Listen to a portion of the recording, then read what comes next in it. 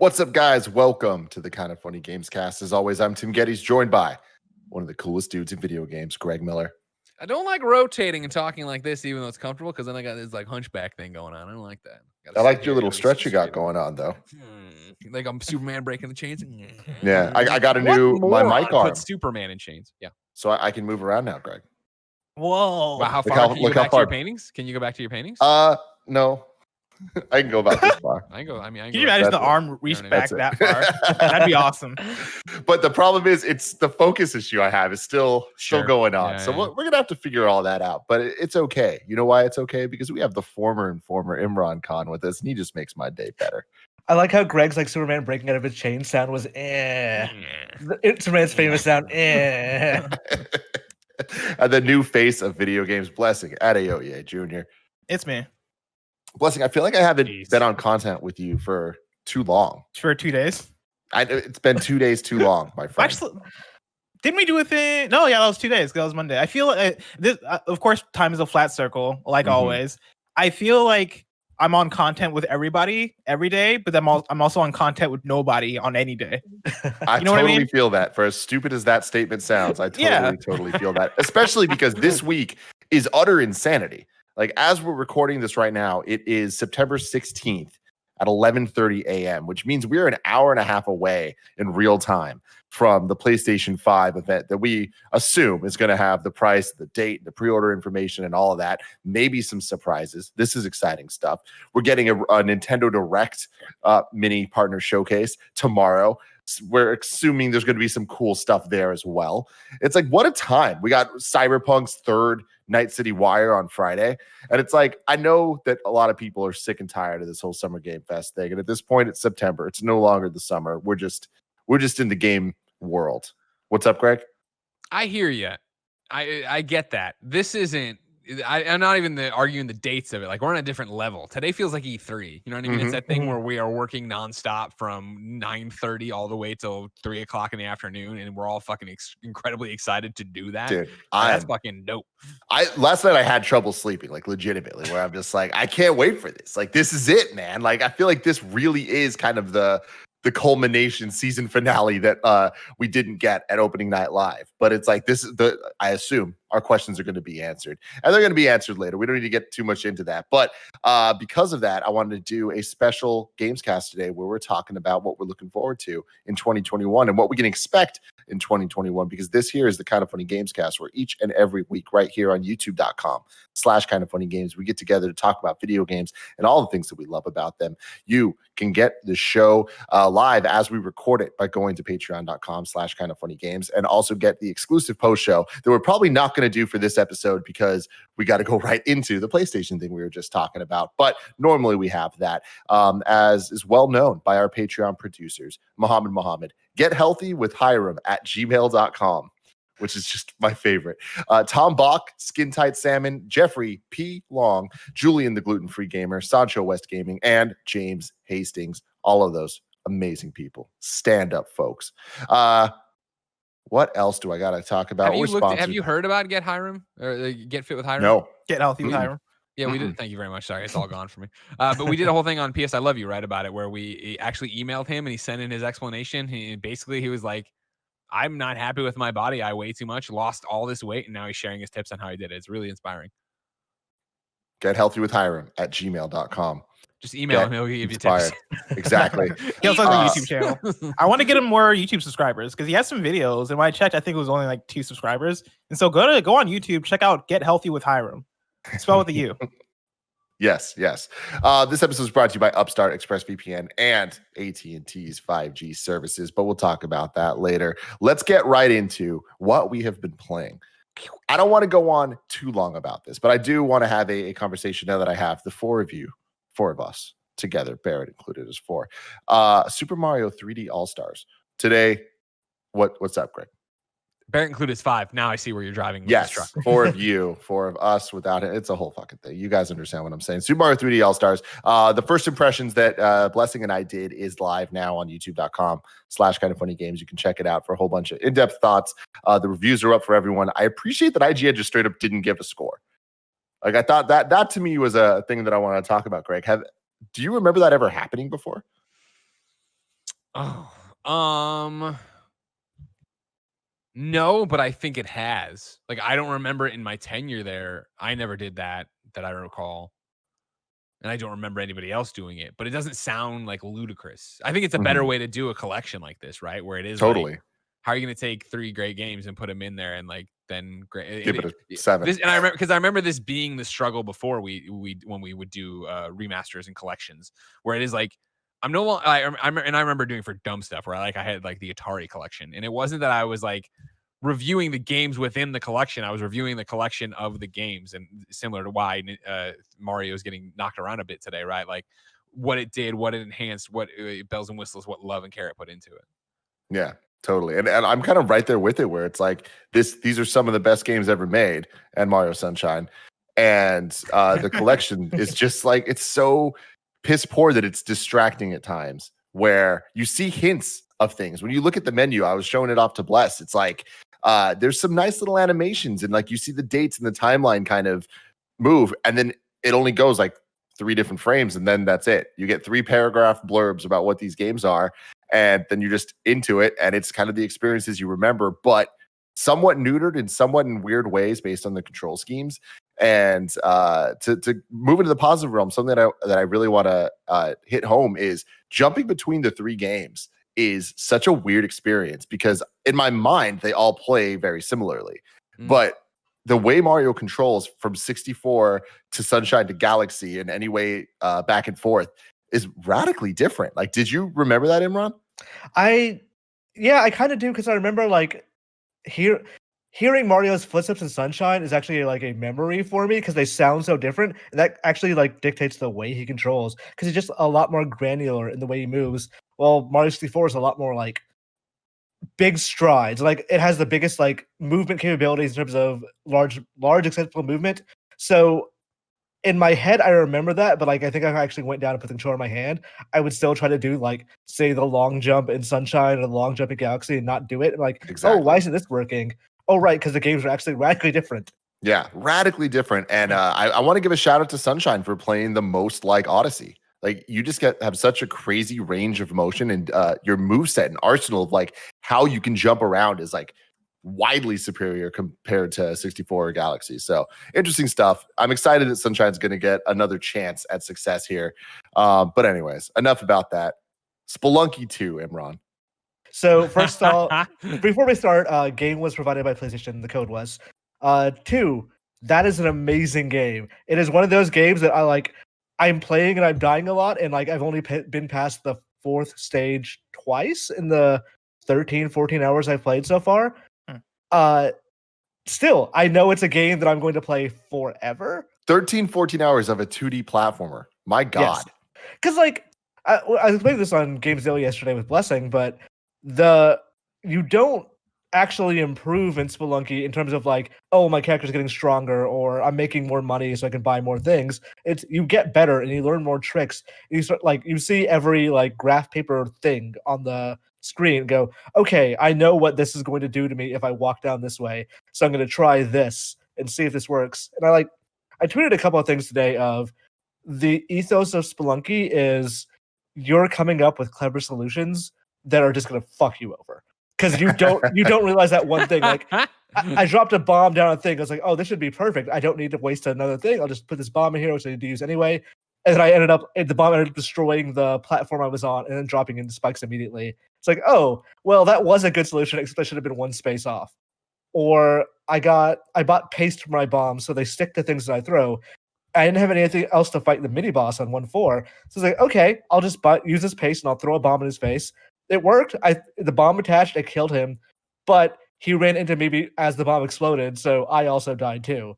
So it's stuff like that of learning, okay, now I know how this works or what I should avoid next time, but I'm proud of myself for coming up with these clever solutions, even if they got me killed, because now I know what to do the next time I come to the same situation. And it's that cascading over hundreds of hours of playing this game. I think I put 300 to 400 in Spelunky 1. And so with 2, like you're still finding new things. Like, is there a wide gamut of like different abilities and stuff in this one? Not really different abilities. There's like a couple of different items, but like the liquid physics change a lot of things because next time I go to the volcano, I'm gonna play a lot more with those and see what I can do with them. Like, I have to be able to tell, like, the first time I see a monster, I'm not gonna know, hey, is that a monster I can ride or is that just a regular monster? So I have to like look at it. I think there's one in the volcano that I can ride that's like a dog that barks fire, but the last time I did it, I walked up to him and he barked fire in my face, so I don't know for sure whether or not he is yet. So it's gonna be stuff like that. In Spelunky 1, the ways to get to the secret boss were inscrutable. Unless somebody told you or you saw a guide, there was just no way you were ever gonna figure it out. So it's gonna be stuff like learning those things, but this time on the ground floor, because I didn't get Spelunky 1 until like it came to PC, I think. Would you recommend a platform for this one? So far, I'm playing on PS4 and it's fine. There's like some weird frame rate stuff with the character, but it doesn't seem to slow down the game. It's just the character's frame rate seems to slow down occasionally, which is an interesting problem to have. But there is online co-op, so I think if you have people that want to, it's not cross play. So if you want people to play with on PC or PS4, choose that. I would not be shocked in the near future. I would say maybe in the next year or so if this game came to Switch. I think Sony bought exclusivity, and this is just what they were focused on. But if you wanted to play it on that system, I'm sure it's coming at some point. Bless. Yo. Among Us is a game that I have heard so much about, and I somehow have yet to see a single clip of this game in action. I don't know what it is, except you are a good liar. That's it. That's all that I know. Can you explain to me what this phenomenon is? So it's basically like, have you ever played like One Night Werewolf or Mafia back in the day? Like basically the games where everybody go to sleep. All right, there are two killers. Killers wake up, choose who you want to kill. All right, killers go to sleep, and then everybody wakes up and you try to figure out who the killer is. It's basically that, but in video game form, where to give this some context, right? This game's been blowing up over the last few weeks on streaming, on Twitch, and all that stuff. It's a game that came out like 2 years ago, very low key, and out of nowhere, it's just been blowing up. And I've been playing it over the last couple of days with friends, and it's been fantastic. But yeah, like the idea is, I've been playing it with around 10 people. We go in. There are different maps that you can play on. And you can have one or two imposters, or I think even more, but I've been playing with one or two imposters. You're in a ship and you're basically you're playing as a crew of shipmates that are like these cartoon little cute versions of these shipmates. It looks like it looks like a Flash game, but the characters look like weird versions of the Fall Guys characters, if that makes sense. If that helps you to visualize it. And so you're basically going around the ship, you're completing your tasks. And that's your whole goal as a crewmate, is to complete all your tasks. And once the crew completes all the tasks, you win. Within those crewmates, there are one or two imposters. And the job of the imposters is to kill the crewmates. And so, like, if you're a crewmate and you're walking around and you see another one of your crewmates down on the ground, you can then call a meeting. And then that's when discussion happens. And that's when you like try to figure out, all right, who's the killer? Like, did you guys see anything? Was anybody suspicious?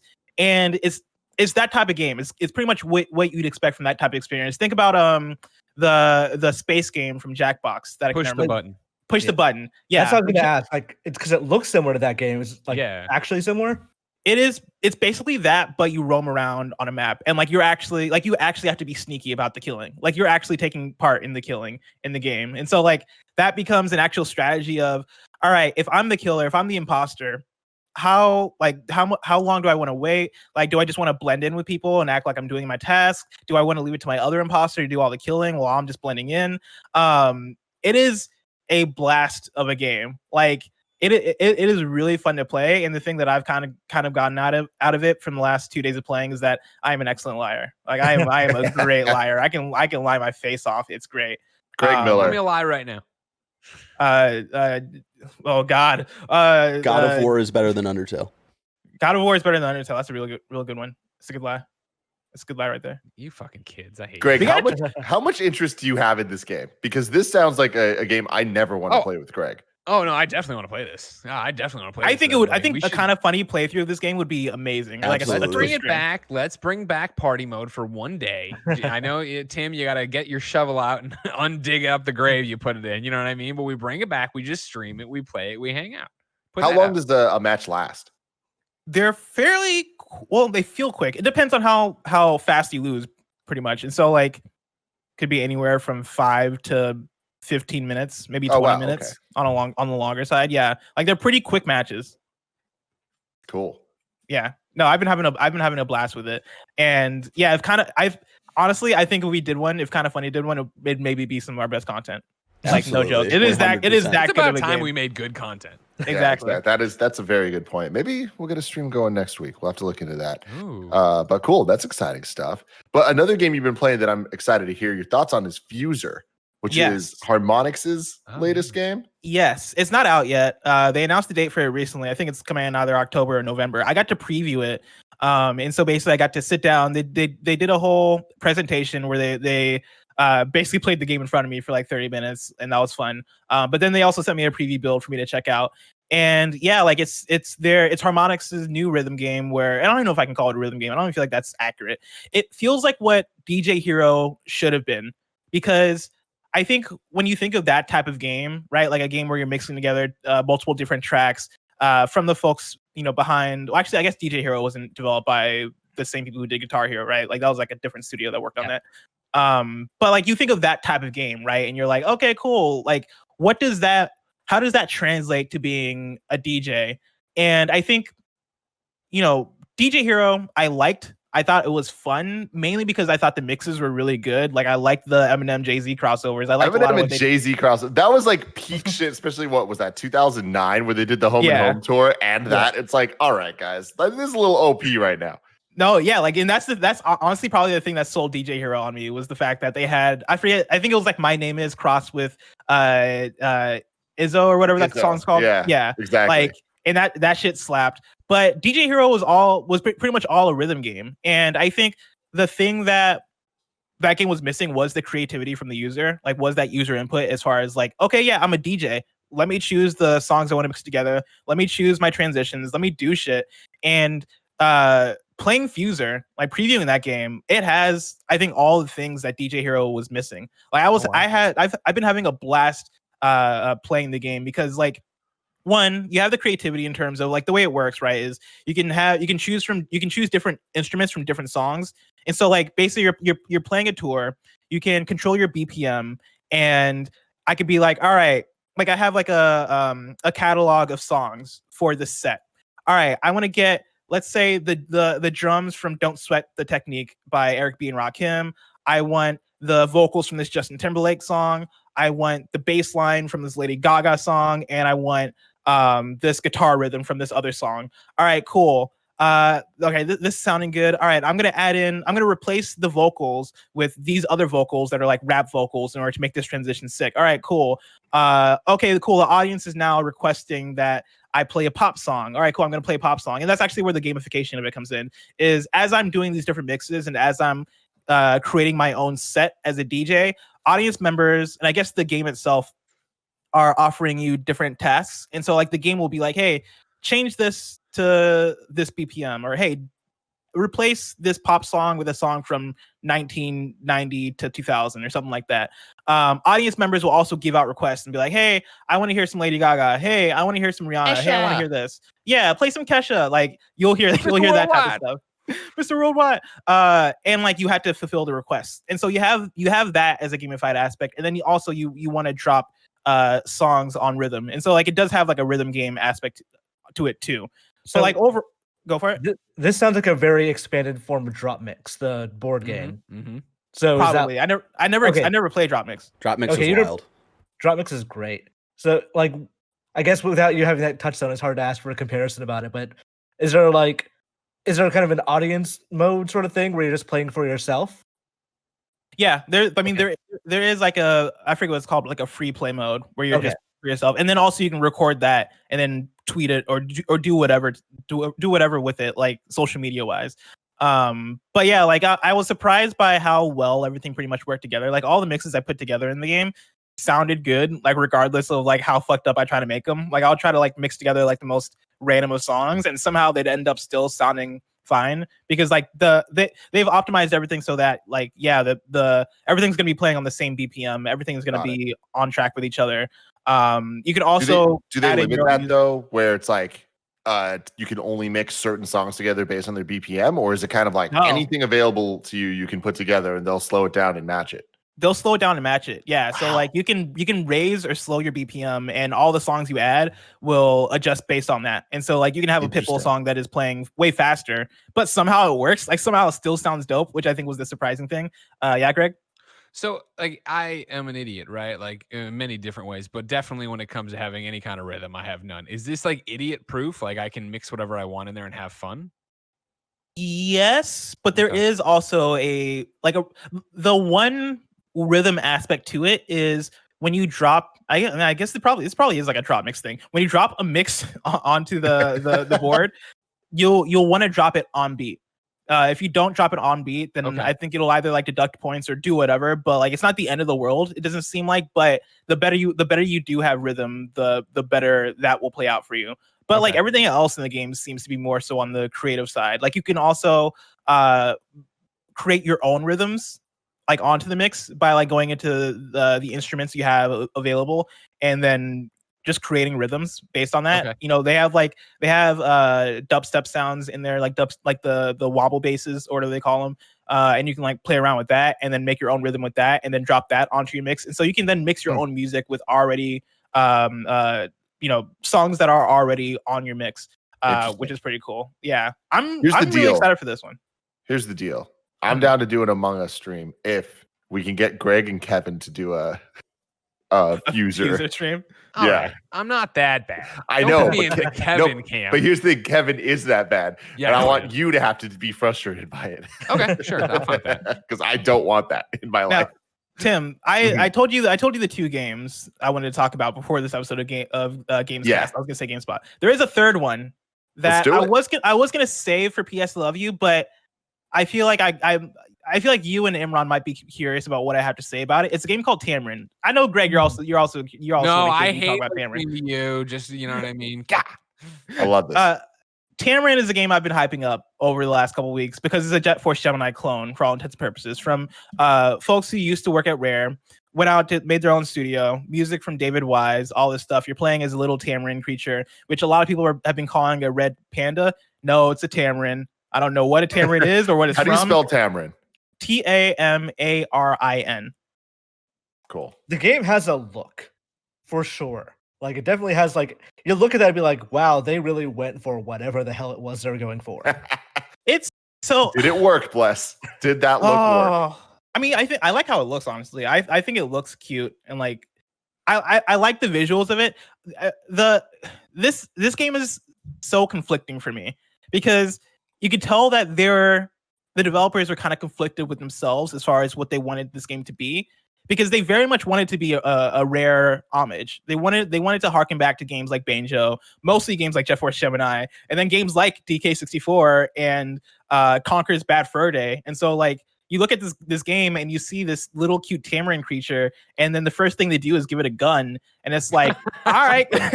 And then you run around and you shoot up these alien creatures that are ants, right? And that is looked at directly from Jet Force Gemini, which is that. So I love Jet Force Gemini. Jet Force Gemini is a game that I grew up with and I adored, and I know it has issues, I know it has flaws, but it's just one of those things where I played that game as a kid and just always loved it despite those things.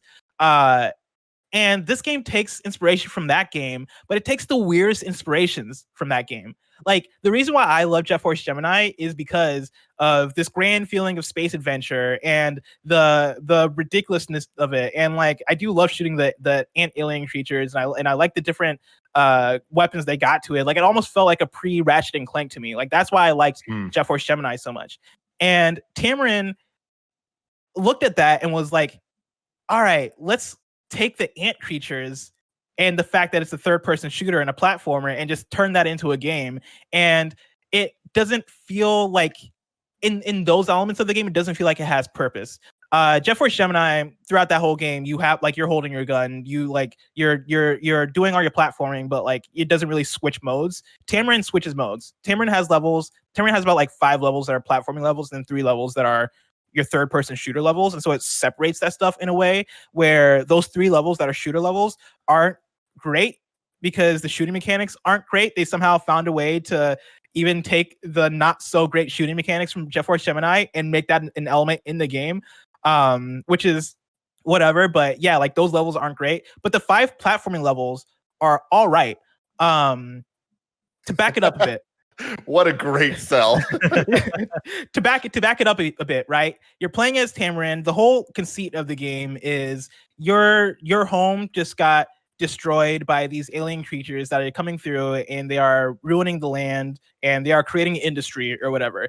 And playing it over the last week, I tweeted about this a little bit, but playing it over the last week was kind of like weird, but also like it hit home a bit because of the wildfires in California and all this stuff. And like, as the smoke is happening in California, I'm looking out and I look back in the game and I'm looking at Tamarin's home on fire. And I'm like, oh man, that's sweet. And the game has some elements there with the writing. And like, they have these things called memoirs where they talk about what your main character is feeling. And like, they're in like poetry form. And so like, your Tamarin will talk about how, yeah, like my home's been destroyed and all this stuff. And like, playing the game, I was like, oh damn, that's kind of heartbreaking, and that kind of hits home. Like, yeah, we got to do something. But then you play the game and they give them a gun. Tamarins, man.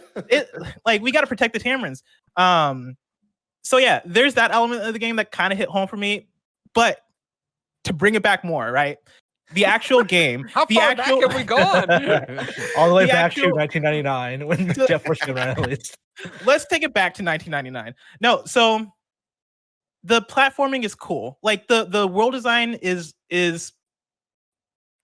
so conflicted with it because it definitely harkens back to Rare in some good ways. The world has personality and it has some of the things that I want from a Rare game. It has a great soundtrack. I think the visual style is pretty beautiful. Like there's some things there that they're doing that is great.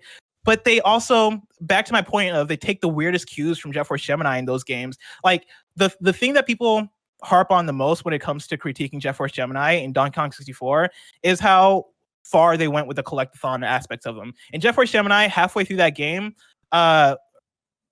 should have ended like halfway through, but they give you this extra task in the second half of Jet Force Gemini to collect all the ship parts. And in order to do that, you have to save all the different tribals on all the different planets. And that's basically 100% in the game. And that's a requirement for beating Jet Force Gemini. That was the one biggest piece of critique that people had for Jet Force Gemini. Do you know what Tamarin did? Tamarin did the exact same fucking thing. And I don't understand how they made this mistake. They basically have these firefly creatures that you have to collect. They have a lot of things they have to collect in this game. Some of them don't make sense because they don't know the purpose of some of them. But you have to collect a bunch of stuff. In order to beat the game, you have to have a certain amount of fireflies. And I got to the end of the game and I had like 33. I think I had to have 40. And I was like, okay, cool. I got to collect the rest of the fireflies. I've been enjoying this game thus far enough. I'll complete it. Getting those last 7 fireflies that I needed was such a hassle and such an annoyance. And it really brought me back to like playing Jet Force Gemini and trying to collect a tribal and like the accidentally shooting a tribal because they look like an enemy or whatever the thing may be, right? The same exact thing happens in Tamarin, except they make it worse because in the shooting level, all right, let me break this down. Okay. Take it back. Take it back. Let me take it back. 1982. So in 1999 when Jet Force so like the fireflies, think of the fireflies as like stars in Super Mario, all right? Okay. They're like your main collectible. That's what's going to get you to beat the game. To get fireflies, you could either find them out in the world or you can collect these bird creatures that are in the shooting levels, which are the equivalent to the tribal in Jet Force Gemini. But do you know what happens when you see a bird in one of the shooting levels? What happens? The fucking enemy ants shoot them on sight as soon as you make eye contact. And you can't go back and collect that bird unless you redo the entire level. And I try to collect the same bird in the same level about 7 times because every time as soon as I would see the bird, but bam, right in the head, like the enemy ant would shoot that thing. And I don't mean to go on this rant. It's just this game made me very emotional because I really wanted to like this game, and I like a lot of elements of it. But there are other elements of it that are just baffling when it comes to like why? Like, why would you make these decisions that were made and people hated them before? Like, why would you make the exact same decisions? I don't understand. Honestly, Blessing, I'm glad you did this. I'm glad you did this now, just to get you in the right headspace for Donktober, baby. You know what I'm saying? Get you in that right dude, I'm headspace. ready for Donktober. Hell yeah. You know? Can we reveal the details of Donktober right now live on the Kind of Funny Gamescast? Yeah. Let's go, baby. Oh yeah, Barrett, go for it. Oh, am I doing? Oh, okay. I didn't know. I feel like you're more so prepared. So yeah, Donktober. If you don't know, Kind of Funny's October is officially Donktober, where Blessing and I are going to be streaming Donkey Kong 64 every Saturday in October, except for Halloween, on twitch.tv/kindoffunnygames from noon to roughly 3 p.m. every Saturday. We'll see. And it's going to be leading to Blessing's first time actually beating Donkey Kong 64 because he's never actually beat it before. To be clear, I made it to the end. I just haven't beat the final boss. Yeah, you had like all of these requirements that you have to do to get to the final boss, which is again very rare N64 day kind of design. Yeah, plays into the issues of those games. Yeah. So, we'll be streaming through DK64. It's a longer game, so it'll be kind of a test to see how quickly Bless and I can play through it. But I feel confident in Bless. And if we can't do it, there might be a backup save somewhere where it takes Bless to the furthest point he has ever gotten into the game. So either way, it's building up to Bless beating Donkey Kong 64 for the first time. It's going to be fun. The first 4 Saturdays of October, so starting Saturday, October 3rd, was when we'll start doing the Donktober streams over on twitch.tv/kindoffunnygames. Come hang out. It'll be a fun time. I'm excited because I'm confident you do not remember Donkey Kong 64 that well. The second you start moving a character in that game, I think you're gonna go like, oh no, what a mistake. Dude, I've played that game consistently through my lifetime. Like I very recently played that game, and so I know what to look forward to. Yeah, I'm excited. And I just did a playthrough because I wanted to see like how quickly I could beat it while doing the bare minimum requirements, and I did it in 12 hours flat. And you know what? I loved every second of it, and it was great. Still except maybe trying to get the Nintendo coin in the Donkey Kong arcade. It's maddening, but we might have a workaround for that. Maybe not. I don't know. We'll have to wait and see. Well, the best thing that comes out of this is we get to say Donktober a lot, Greg. So I'm I can't wait. I can't wait for Donktober. this in the housekeeping for the entire month of Donktober. You know what I'm talking about? Speaking of Greg, Hi. Greg, Hey. where you at with Avengers? I hopelessly addicted still. Like me and Goldfarb and our friend Sean, that you know, Tim, and a few other people know, are playing still daily and nightly, mainly nightly, getting into it. It's this weird thing. No matter when I turn on that game, Joe Scrabbles or Simon Cardy. Usually Simon Cardy are playing. So there's someone on the UK time for me to jump into, and then at night, it's usually me and Goldfarb. Our friend Sean's on the East Coast. There's someone playing there too. If I hadn't passed out early last night just due to exhaustion of a big day, I would have gotten cap finally to power cap level of 150 right now, which, if you have no idea, and I know we talked about this on the spoiler cast last time in very minute detail. If you don't know, it just takes a lot of resources. You get to power level 130, then you have to grind to power level 150. So I've been on this long thing of just grinding out caps equipment to be the best possible in the game. And as soon as I get to sit down and just play an hour or two, I'll have enough upgrade modules to finally have that knocked off, which when the layers of this journey for it began when Goldfarb was explaining to me what it would take to get to level 150 and the playing and the polychorons and the upgrade modules and all this nerdy ass shit. I was like, yeah, that doesn't sound like fun. So I'll probably just go and jump into Black Widow and play her, get her to level 50 for skills, power level to whatever I want it to be to stop. And now that I'm here on the precipice of finishing off cap, the first thing on my mind is to go into Black Widow and do the exact same thing to her and drag her all the way through it too. And then after that, go into the next characters and try to get them to level 50 and keep playing. So I'm in too deep. I'm fraying about it. Good. Is anyone else? It's fantastic. I'm having so much fun with it, despite all of its many flaws, which we talked about in the spoiler cast and in the review, and that I make fun of on Twitter. And I just talked to Paris about it actually on Kind of Funny Games Daily that we filmed before this, right? In comparing it to Destiny, where the old adage used to be like, man, the people who love Destiny really hate Destiny. Like it's the same way with Avengers, where all we do is make fun of it and point out the stupid things, but then it is this so excited about this new skin or so excited to go run this thing again, and that moment to moment combat being so fun. And of course, obviously the hype that is, they're dropping a a patch on Thursday tomorrow that's going to have a whole bunch of different stuff in it. There's this credit thing they're doing, and then obviously Kate Bishop, Hawkeye down the line, what that means, what's the roadmap, yada yada yada. All right, Imran and Bless, are you still playing? I played a little bit the other day, but like so Avengers heats my PS4 up like I don't think any other game I have, maybe The Last of Us 2, like does the same thing. So in a situation where I cannot open my windows, it becomes hard to play Avengers. But I did play a little bit of day before yesterday, and I enjoy the moment to moment gameplay of that thing. Like going into a thing and like fighting a bunch of enemies, and granted there are situations where that is also a little frustrating, but it also starts to make me grate on me of like why the hell is this one guy on the other side of the hangar? Like that takes forever to get to him so you can cash in your points, and then forever to walk back. Like why would they design it that way? Or why did they make an open world that has multiple objectives, but Jarvis is always yelling at you to go to the main objective?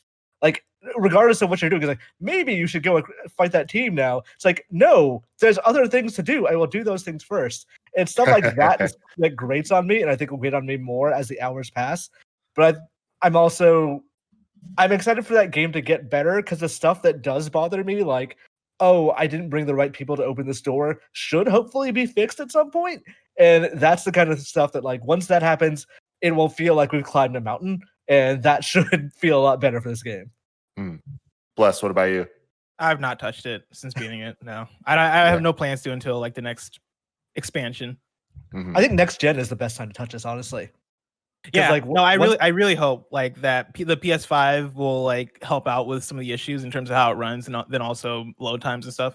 Yeah, because the load times are what kills me the most at this point. Yeah. Like, they take so long, and it takes so long. Just like the hangar thing in a vacuum, not all that big a deal. The fact that everything in the game just goes so slowly is what like contributes to all that feeling like it's overwhelming.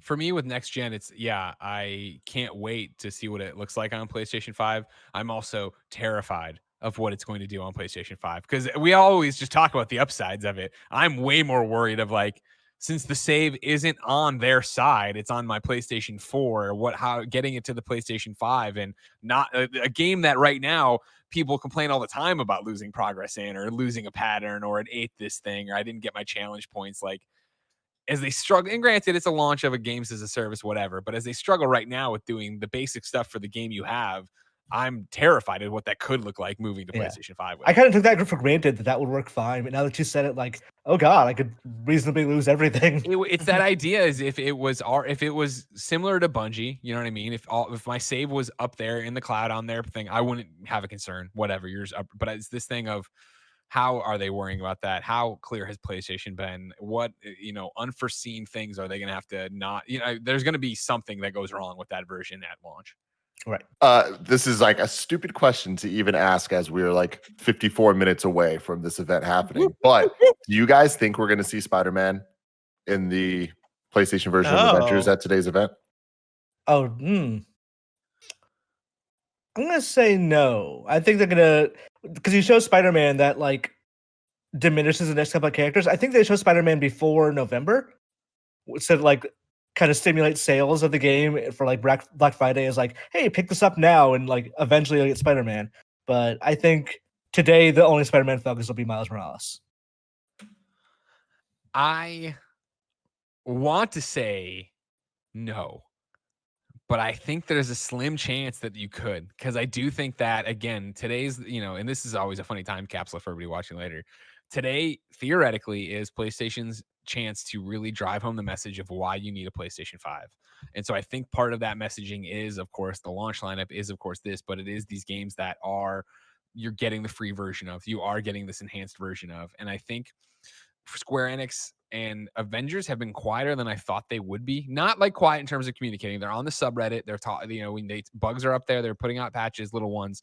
Right now, yesterday, Megan Marie, who's communications or community management over there, put up a thing on the subreddit, answering some question and talking about their new thing they're doing for this thing that matters to me and nobody else. But then she also mentioned, like, I'm going through the patch notes right now. There's 7 pages of them. So it's like that thing of like, I wonder if this could be that they're kind of timing it out for this, something to do something here, even if it just is Marvel Avengers is out. Here's the Accolades trailer, and it's going to play best on PlayStation 5. And Spidey drops, and we get the first look at his suit kind of thing. And then on the heels of that announcement and that tease, push your patch notes and maybe then announce a war table and talk, because the next war table is supposed to talk about roadmap. And I feel like we're getting to that point where people are into the end game and you're interested in it. Maybe I'm being too bullish and too exciting, and this I'm excited, PlayStation guys. 5. Let's I know, go. dude. It's like let's fucking go. 2020 has been such a shit burger, and also like on top of us usually not knowing what the fuck we're talking about, every video game company doing something drastically different than what they normally would do. It's so hard to sit here and predict what we're actually about to get. Absolutely, Greg. With that, can we talk about your last game a different time? Sure. Okay, because I want to tell you about our sponsors and then the big topic. Thank you to Samsung and AT&T for sponsoring this podcast. Samsung's newest phone, the Galaxy Note 20 Ultra 5G, powered by AT&T 5G, is available now. AT&T 5G requires compatible plan and coverage, not in all areas. Here are just some of the new features you can try out with this device. Cloud gaming will be available with the power of 5G. You can try out cloud gaming with high-performance experiences brought to you via the newest Samsung devices powered by AT&T 5G. The Galaxy Note 20 Ultra 5G also has 120 Hz adaptive display that automatically adjusts the refresh rate according to the content you are viewing, an intelligent battery that optimizes for your gameplay. That's all fantastic stuff. Between 5G support, Wi-Fi optimization, and the advanced processor, you get a smooth gaming experience with virtually no lag. Check out the S Pen and Samsung Notes 2. Create your own works of art. You can head over to AT&T.com/Galaxy Note 20 Ultra 5G to learn how you can get the Samsung Galaxy Note 20 5G for free, or the Galaxy Note 20 5G Ultra for $299.99 for a limited time. Again, head over to AT&T.com/Galaxy Note 20 Ultra 5G to learn how you can get the Samsung Galaxy Note 20 5G for free, or the Galaxy Note 20 5G Ultra for $299.99 for a limited time. Also, shout out to ExpressVPN. There are a ton of VPN providers out there. You've probably heard of a couple of them, but ExpressVPN is the one that you want to be using. I can say with full confidence, we've been using it, and it's awesome. Super easy to use, super safe. And the most important thing to me, ExpressVPN doesn't log your data. Lots of really cheap or free VPNs make money by selling your data to ad companies. ExpressVPN, they don't need to do that. They developed a technology called Trusted Server that makes it impossible for their for their servers to log any of your info. Second, let's talk about speed. This thing's fast. You don't need to worry. It just loads things when you need them to be loaded. It's awesome. Again, it just works. The last thing that really sets ExpressVPN apart from other VPNs is how easy it is to use. Unlike other VPNs, you don't have to input or program anything. You just fire up the app, click one button to connect, then you're there. It's so easy. Even your grandparents could use it. Protect yourself with the VPN that we use here at Kinda Funny. Use the link expressvpn.com/kindafunny today and get an extra 3 months free on a 1-year package. That's expressvpn.com/kindafunny. Visit expressvpn.com/kindafunny to learn more.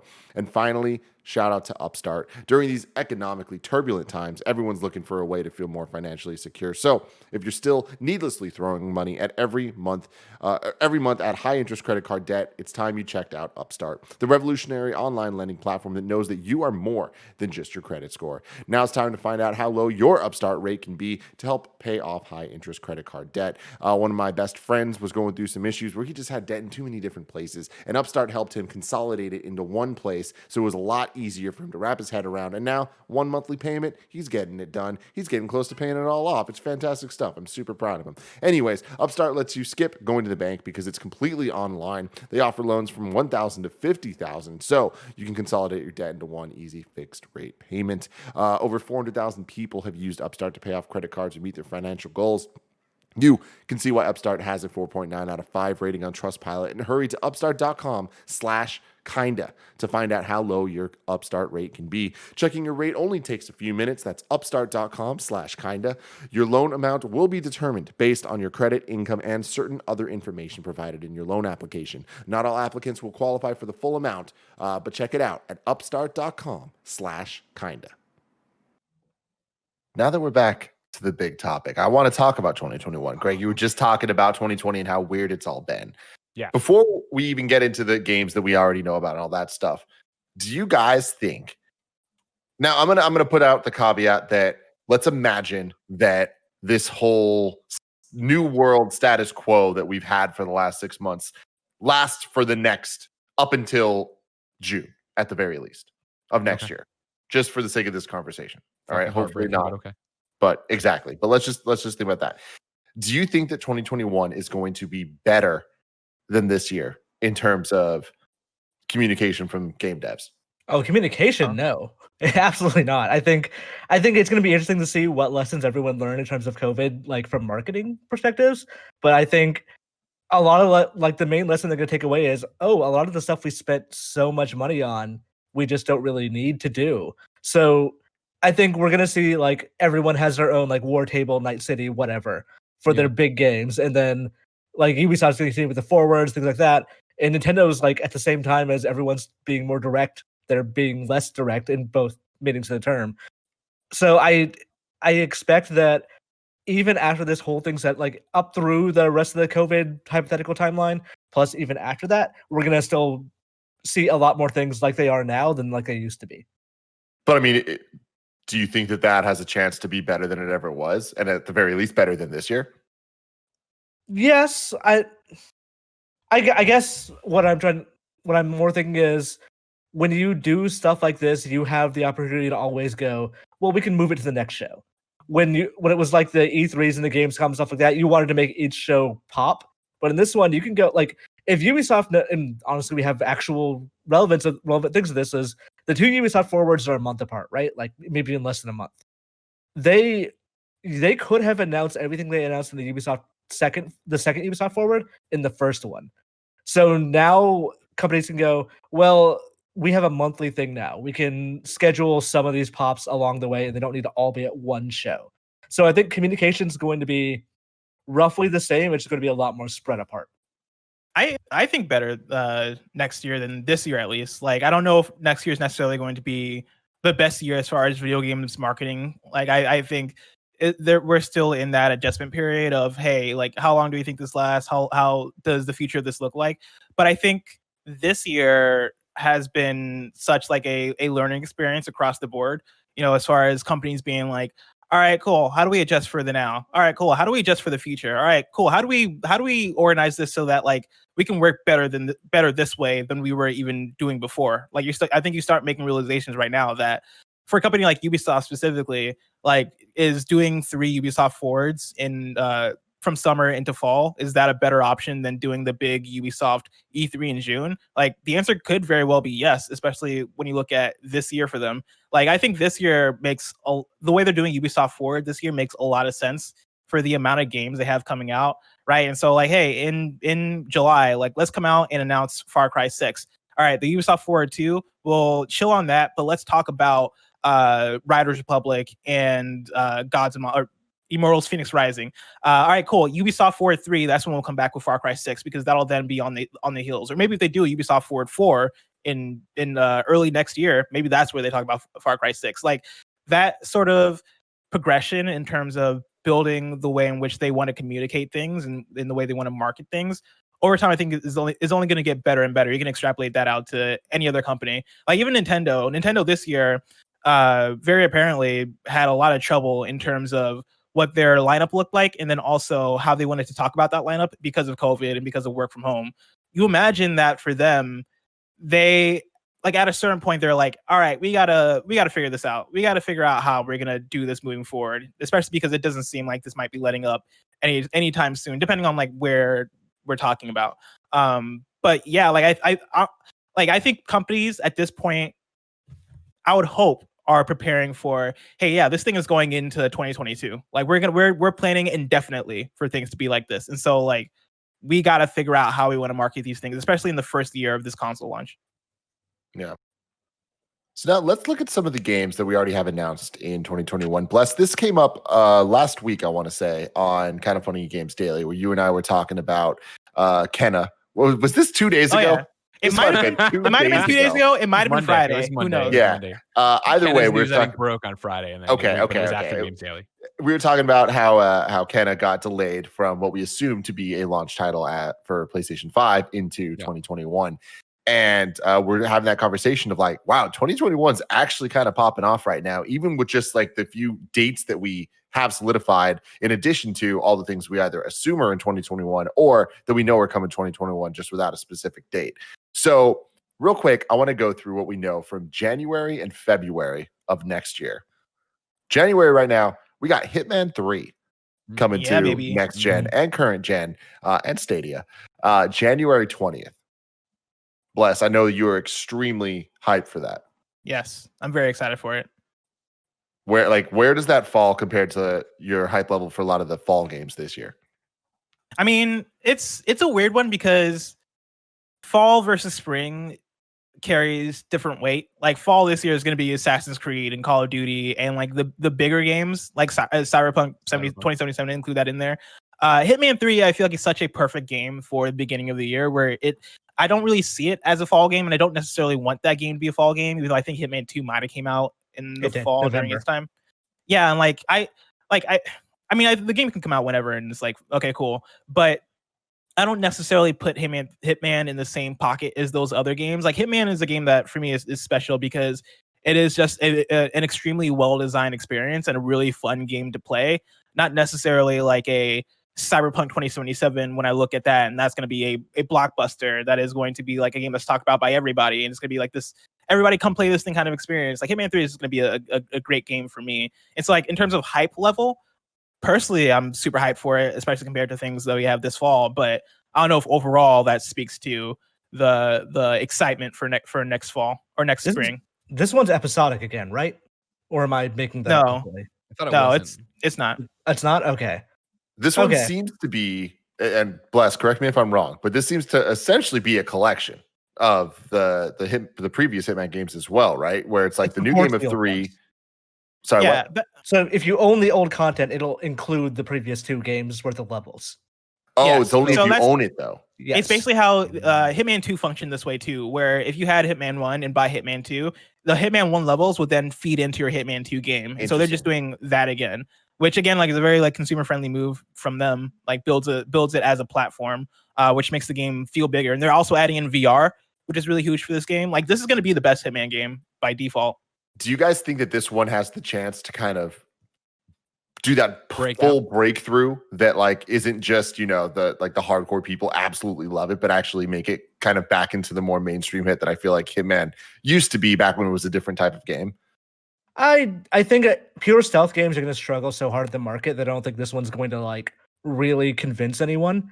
I think it's probably going to do fairly well in terms of people streaming it and people talking about it.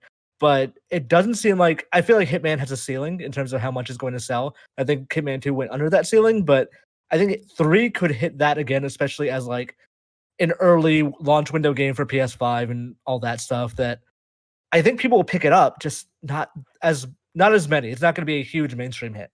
Yeah, Yeah, I think that about it, where it's like it's hitting at the right time. It's hitting in that January timeframe where you put a game, I think, that doesn't necessarily have that giant audience, and I hope it gets to more people.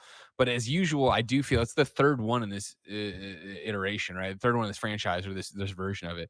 And so, like, at this point, right? Like, I feel like if you're into Hitman, like Blessing is, or like Nick is, or like Giant Bomb is, I feel like that already. You already know if you connect with it or don't. I think the VR thing's interesting, and I do think more people will pick it up, but I don't think it's gonna like cross over and become huge. Bless. Do you think the difference there though, Greg, is that with the other ones, and again, correct me if I'm wrong on this, but I feel like Hitman 2 specifically is more of a hit that Giant Bomb talks about, whereas Hitman 3 is in PlayStation 5's events. You know what I mean? Like, does that help it at all in a way that's like, this is now such a cemented thing critically that is now getting the bigger push, kind of next to a lot of these huge PlayStation 5 exclusive games? No, I honestly, I feel like this is Hitman 3 is in a very similar position to Watch Dogs Legion. Where it's like, cool. Do you like Watch Dogs? Yes, I do. You're gonna love this game. Cool. Did you like Watch Dogs 1, or did you listen to me when I said Watch Dogs 2 was great? Yeah, I listened, but I didn't really pick it up, or okay, fuck, this game's in trouble. Like, you know what I mean? Like, this is it. I feel like this is a known quantity. Like, with Watch Dogs Legion and Hitman 3, you look at them and you understand what that game is, and you already understand based on 2 previous iterations if you're into it or not. And I think, the Watch Dogs Legion trailer is, of course, shown next to Assassin's Creed and everything else in Ubisoft, and sometimes third party here and there, right? And it has been in the past. But it's not necessarily making people go, holy shit, this is a different thing I need to get into. Like I don't mechanically, it's not even like they haven't shown much, but I don't expect it to be a huge step up from Hitman 2 because even Hitman 2 wasn't a huge step up from Hitman 1. It was basically that again with a couple of added mechanics and systems, and I expect Hitman 3 to pretty much be that. Like, yeah, it coming out toward the beginning of the PS5, Xbox Series X generation is going to give it that initial boost for being one of the few games available that is truly next gen, if you want to call it that. But the question I'll flip on y'all because I think you guys probably know better than I do. Like, were the original Hitman games like blockbusters? Like, were they like more? Did they penetrate like the mainstream attention more so than these ones? Like, I remember playing Hitman 2 like back in the day at a friend's house, but I don't remember everybody like talking about it that much. I feel like it had like a general audience. Yeah. Yeah, I feel like back it was PS2 gen was a different gen. Right, like and like that era was just so different where like what a blockbuster hit looked different than what it currently does now. But I feel like that was one of those game franchises that you would look forward to in the same way you look forward to a Need for Speed Underground, where it's kind of just like the next one's gonna come out and I'm gonna play it because it's just part of the like general gamer vernacular that you're going through.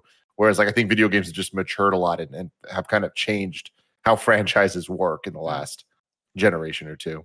I think Absolution was the game that sold the best, and I don't think any of the recent games have sold better than Absolution. And it was also a very different kind of game with a very different kind of advertising.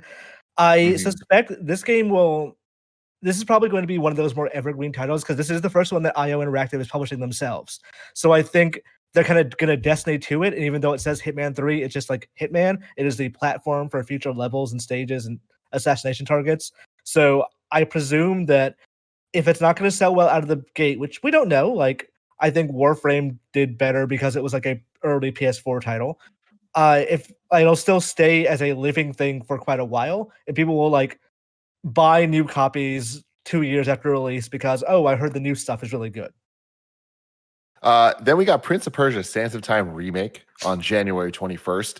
Imran, do you think this gets delayed? I don't think it gets delayed. I think whatever that project is exactly what the money they put into it, and they're not going to put any more money into it. Next up, we have Little Nightmares 2 on February 11th. Any of you interested in that? No. I never played the original, even though I've heard it's good. But like, I think theoretically, if they release it and I hear a lot of good things, maybe I'll play it. Yeah. What could convince you to go back and play the first one now? If they... I don't know. There's more video games than time at this point. True. Again, if it comes out, Little Nightmares is great, but it's like, you should play Little Nightmares 1 to like get the full story or whatever. I'd probably go back and do that. Speaking of too many games to play, not enough time. February 12th, we got Super Mario 3D World plus Bowser's Fury coming out on Switch, and I was disappointed that the release date for that is so far away. And I still am, just in the sense that I wish everything was pushed back and, the 3D All-Stars came out in like May and then this was coming out this fall. But having 3D All-Stars now, I'm just like, there's a lot of Mario to get through. There's a lot of stars to get, a lot of shines, a lot of everything. And so having Mario 3D World in February, I'm like, that kind of gives me a nice target to get all three of these done as much as I possibly can before moving into that. But I'm stoked to play it again. I haven't played it since 2013. I'm really stoked to play it as well because like a lot of people don't recognize how good 3D World was because it was good, and then once you get to the post game levels, it was great. And I'm hoping that Bowser's Fury is actually like along the lines of those post game levels. But even if it's not, the fact that it just has online means I can play it with other people, and that is a big enough deal for me to just play that game again. I'm shocked it has online. I'm shocked that they didn't mention that in the direct, and I'm also shocked that it exists at all, and I don't believe it's going to work. Period. Yeah, no, it's going to be awful, but like it's going to be good that it's there, but it'll be a shit show for sure. Then we got Far Cry 6 coming February 18th, which again seems sooner than I'd expect for this game, but I guess with these Far Cry games, that's usually kind of around when they're coming out. Ubisoft pushing hard too, right? They're a game a month strategy here as they try to get everything out there. It's insane. I mean, they went like 12 months without releasing anything, so now they're all just like, it's a backlog of this is the stuff we had before that we need to release now. And I mean, it's 2 games that week because it's Far Cry 6, and then following that is Riders Republic. Yep. Exactly. Rise Republic, February 25th. Extremely excited for that. I hope that it's as good as the trailer led me to believe, which Same. again, 8 out of 10. Just give me an 8 out of 10 for this. And I'm going to have a lot of fun with it. It looked Tim, fun. Do you plan to play it online? I mean, not if I have the choice, but it looks like that's kind of the whole point of the game. Basically, I'm asking if you want to party up. Yeah, I will for this with you, Bless. But yeah, I know it's the point of the game, but it's not what I want for this game, especially I have Tony Hawk right now. It's like, I know what this game can be, and I just want that fun. I just want to ride down a hill really fast and jump off things. Okay, Greg? Okay. I feel you got Tony Hawk Pro Skater 1+2 and Downhill Jam or whatever that map is called. Oh yeah, Downhill Jam, baby. I thought you were suggesting Downhill Jam, the game, to him. I was like, no, don't do that. Never. Nobody wants to play Downhill Jam. Never. So going back to Far Cry 6 real quick, because Rise Republic, I feel like we all kind of have an idea of where that might land. Far Cry 6 is the one that I have a harder time predicting critically how it's going to perform. Where's y'all head at? I have no doubt it's going to be like, I don't think Ubisoft has chosen this time to drastically change the Far Cry formula, which makes me think it's going to be the same thing it's been for the last 4 Far Cries since 3. This is just the same game. You're stealthing into bases. Here's a charismatic villain that monologues at you while you're sitting still. Then like you beat 3 islands or whatever and confront the villain. It's the same formula every single time, and like that's fine. I assume that's what Far Cry fans want, but I don't know that I have it in me to do that again.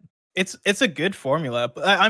Far Cry 3 is probably like one of my favorite games from that generation. Like probably in like my top 30 favorite games of that generation, I'll say. Like I really enjoyed Far Cry 3. I thought I thought the world design was fantastic. Like the quote unquote Skyrim with guns like thing to it, I thought really worked. I thought that was really awesome. I hate Jason Brody, but sure. For some reason, okay, I can agree with that. But like for some reason, Far Cry 4 and 5 like just didn't do it for me. Like I played a little bit of both those games and I was just done. Like I could not do it. And I expect Far Cry 6 to be that, because to what Imran's saying, like if it ain't broke, don't fix it. But at the same time, part of me hopes that like the rumors are true, or not the rumors, like the speculation of the boy that we see in Far Cry 6 actually turning out to be Voss from Far Cry 3. That's been disproven already. Yeah, he has a smartphone. Like the time wouldn't line up. Okay, well that's unfortunate for me, because I was hoping that I was hoping with that, hey, time travel could be a thing. Like Far Cry is weird, and so maybe that is there. But like, you know, if they went back to the formula with this one and try to refine and try to be like, hey, formula. What made Far Cry 3 special for people, or even what made Far Cry 2 special for people? Because I know quite a few people love Far Cry 2. I think that could be really cool and really awesome. But I mean, I don't think it's going to be a radical departure from what I love that Imran is frozen, and it is honestly the best frozen image I've ever seen. Like this is such a perfect, like this could be his avatar. This is Imran. Yeah, this is him encapsulated. Mischievous smile. I think if you just turn off your camera and turn it back on again. Yeah, if you do that. I don't expect it to be a radical departure, but I do expect I think it's going to get back on track, for lack of a better word, where I think Far Cry 5 was the one where I think more, that's a game I talk to, and it's so rare that I talk to somebody who's like, I beat it. I went all the way through it and fucking loved it. It seems like when I talk about my qualms with Far Cry 5, right, of just like, fuck, I can't go. I'm trying to just get from point A to point B, and I'm getting attacked by 15 different Jeeps, and then a turkey attacked me. It's like, oh yeah, like everybody seems to have those stories of like, this just isn't fun to slog through this way. And so I would hope that like that's resonated enough with Ubisoft and the developers, right, that they dial that back and get it back on track to being a more like, all right, cool, everything you expect's there, but you're going through in the story, you know, with I can never say his name, Giancarlo, is that right? Did I get it? Giancarlo. I hope that like, you know, they're putting more of a focus on him and having that be the thing that pushes us and goes through it. And you say all that, and then you look at it, and like to everybody's point, it is the exact same pre-order bonuses as always, right? Get Chorizo and his little outfit ready to go take people down and do this. Like, it's going to be the game you expect. I just hope they rein it back in a little bit, because it was just so sprawling last time. Like, I didn't want to get back to it. I might argue that Ubisoft designs their games in a way that they don't care if anyone finishes them. That they're like, okay, just as long as you bought the game and you played a little bit and maybe you bought some DLC, but if you didn't, who cares? That we're going to release a new Far Cry in a year or two, or a game based off the assets of this, of Far Cry, like Red Dawn or whatever they want to call it. But like, I think that's their business strategy. That's design strategy at this point. In the middle of my Odyssey playthrough right now, I absolutely agree with you. So we're done with games with actual release dates. So now it's just a list of TBA games that we know are coming that are dated 2021 at this point. We got Deathloop, which Oh my is God. still PS5 console exclusive, and yes, got delayed out of this season. I suspect we'll hear about that today, probably. Exciting stuff. Hopefully. What a That'd be cool to get looking a release game. date or like a release window. Or maybe just some like footage, just like an update on the game, because Yeah, it was give me supposed more to come out in footage. November. Yeah. Do you think we'll see it since it got delayed? Like we did see it at the reveal event. I think, but if Bethesda shows up, they'll show up with both their games, Ghostwire and Deathloop. But if they don't show up, then they don't show up. Ghostwire, another one that 2021 is where it's looking at. Goodbye Volcano High. Greg, one of the most Greg Miller looking ass games I think I've ever seen. We're a bunch of dinosaurs in high school. Let's talk. All right, yeah, let's do it. Sign me Well, up. all right, let's get talk. into it. What do you got to say, Dino? And Barrett, we got you on this one. Gotham Knights. Yo. When did you guys see it coming out? Honestly, I could see it being a summer game. I think Arkham Knight released around E3 2015. I know different studios and all that stuff, but I think that Same publisher. Yeah, same publisher, and honestly, like it's not as games as a service that I think everybody is making it out to be, but there is still like some fun co-op stuff integrated in there, optional co-op. But I think they might see that as like here's a fun summer game for people to maybe jump into together. So I see that definitely summertime. Yeah, I say August or September. Yeah, I think you'd want to put it around like a DC property movie release, but the movie schedule is so whack now that like That's happened again. Yeah.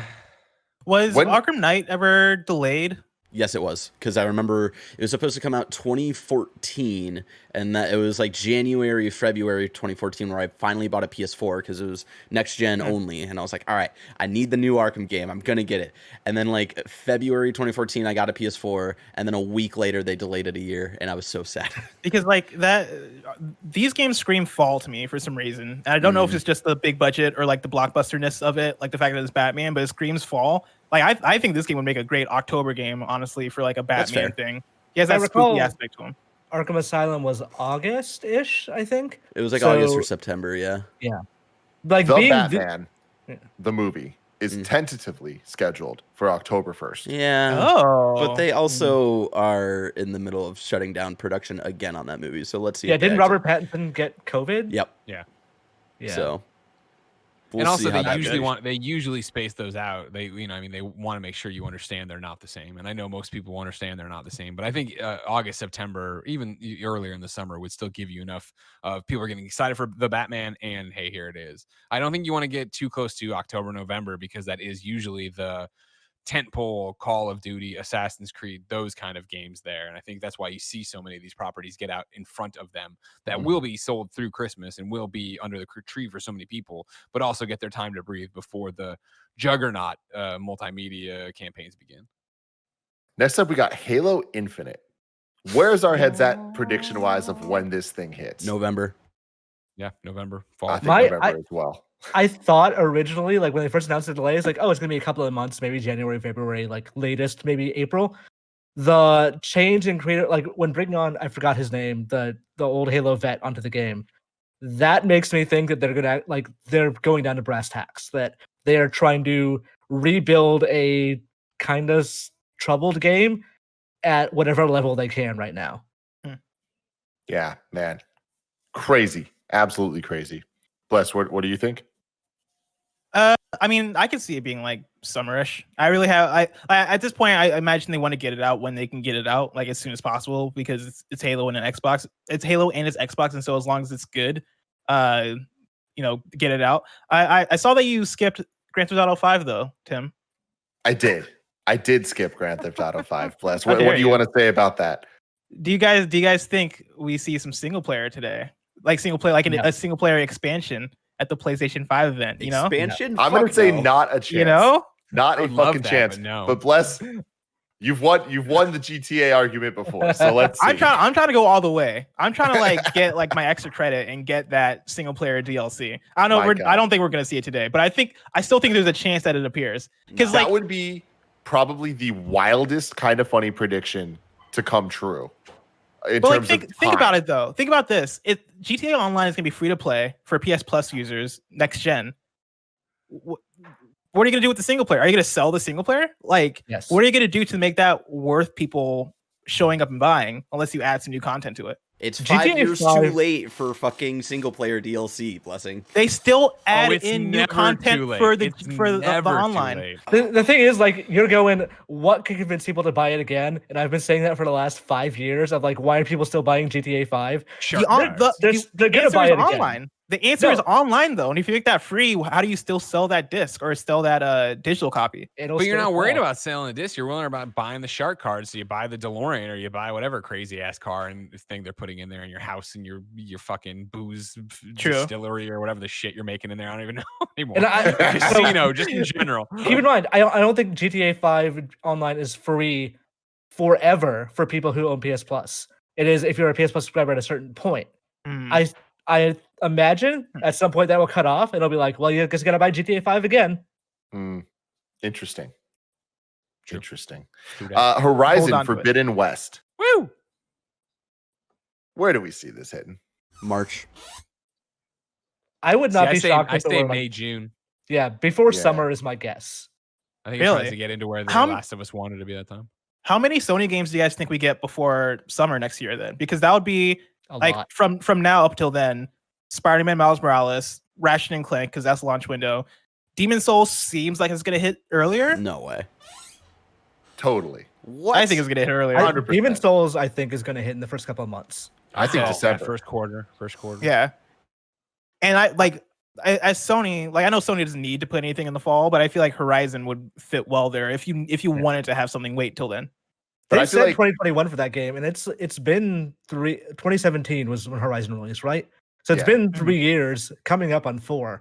Like I could easily see a Horizon 2 being ready for like March to June sometime. Yeah, I'm April or May for it. Exciting times. Then Kenna Bridge of Spirits. I think that's just more of a when it's done type situation, right? Psychonauts 2. Is it actually coming out? I guess it must, because like they've done so much work to it over time. But man, I just totally forgot that game got delayed. One game that I just want to bring up is the Lord of the Rings Gollum. And I only want to bring it up because it was the first next gen game that we saw. And it's still not here. But it's just an exciting little time capsule. You know what I mean? It's like Death Jr. on the PSP. Oh man, remember that? Yeah. I remember that. or like Watch Dogs 1 on the PS4. Exactly. But I don't know about that. Is anyone I know we're not excited, but is anyone excited for this game? Absolutely. When you not. started saying Lord of the Rings Gollum, I thought you were going to say Lord of the Rings Golf, and that idea sounds way more interesting. Lord of the Rings Golf sounds interesting. Yes, I would totally play that game. Then Lego Star Wars: The Skywalker Saga. Fuck yes.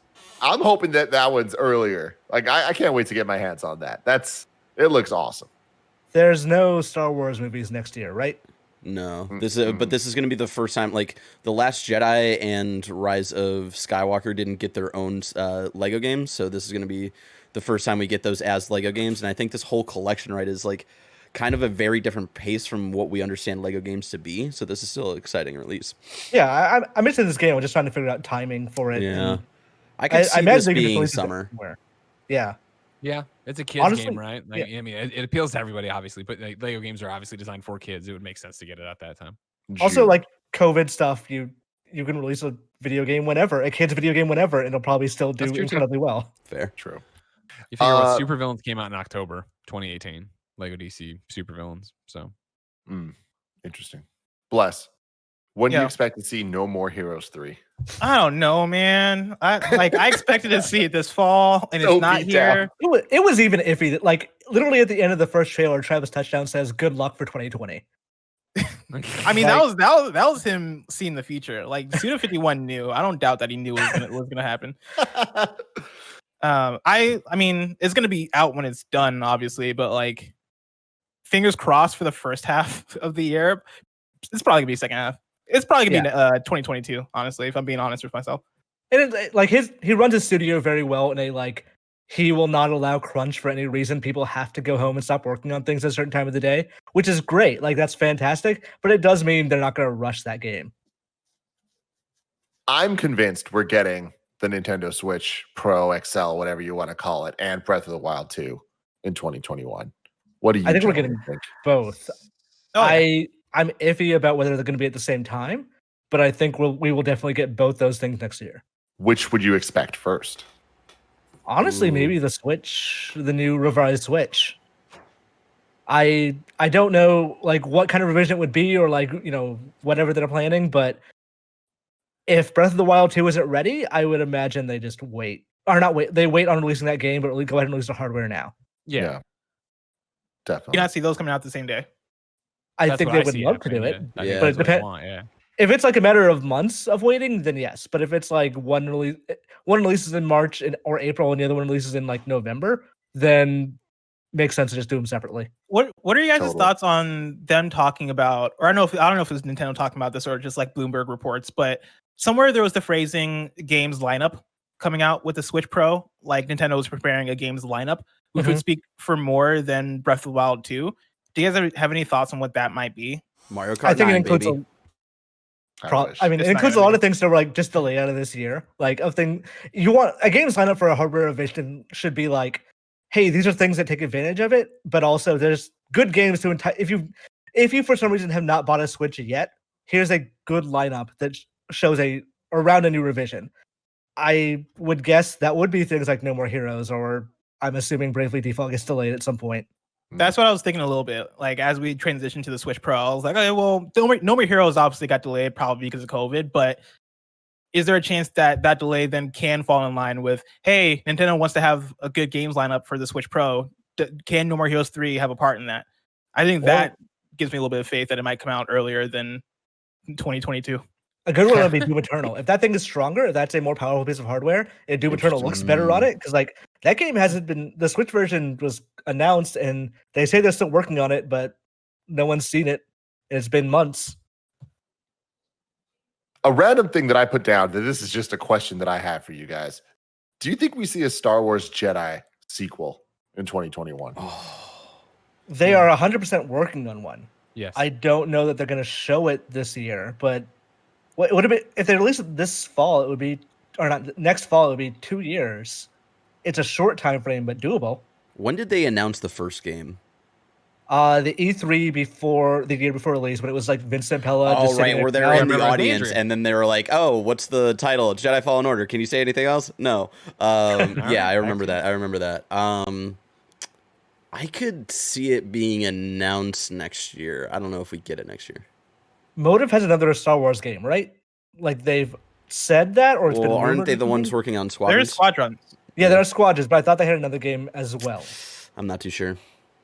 That doesn't sound familiar to me, but you're way Maybe more I'm smart. mixing stuff up because like they've canceled so many Star Wars games at this point. Well, anyways, ladies and gentlemen, we won't have to predict for too long because within 18 minutes, we will be beginning the PlayStation 5 reveal event, hopefully blowing everything out for us, everything that we need to know, everything that we want to know. But this has been the Kind of Funny Gamescast. Thank you all for joining us. We will see you guys later. Till next time, love you.